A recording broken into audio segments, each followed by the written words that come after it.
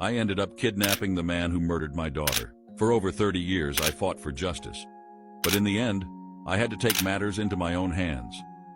My name is Bamberski, and it all started in 1982.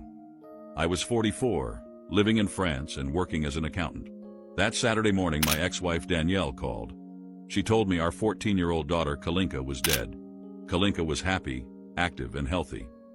Danielle said Kalinka had died during the night, but they didn't know why yet. Dieter Krombach, her husband, was a doctor and had been involved in everything. He was the one who found Kalinka unconscious and called emergency services. When Dr. Jobs arrived, Dieter told him he had injected Kalinka the night before with something to help her tan. It sounded strange. Dieter also said he found her awake later that night and gave her a sleeping pill. I didn't know all these details at the time. The next day, Dieter told police a different story, saying he injected her with iron and cobalt to treat anemia. Kalinka didn't even have anemia.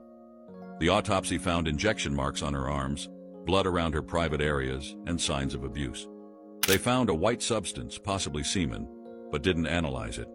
Worse, her intimate areas were removed during the autopsy and never found.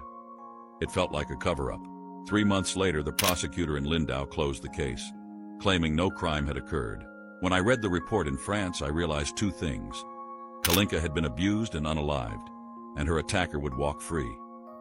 I wasn't going to let that happen. But first, let me tell you who I am. I was born in France, but during World War II, I was taken by Germany. I became an accountant and met Danielle. We had 2 children, Kalinka and Nicholas. Later, Danielle met Dieter, a doctor who lived nearby. She had an affair with him and eventually left me to be with him, abandoning our children.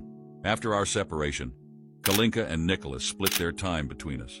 When Kalinka died, she was living with Danielle and Dieter. After the autopsy, I tried reopening the case multiple times, but nothing worked.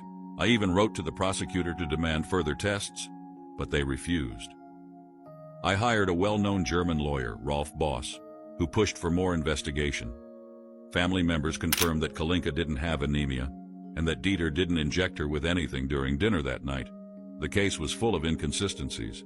3. I went to Lindau and distributed flyers accusing Dieter of abusing and taking the life of Kalinka. He sued me for defamation, but I kept fighting. Eventually, French courts took an interest in the case, but German authorities blocked further progress. In 1988, French experts concluded that the injection of ferrocobalt caused Kalinka's death by asphyxiation.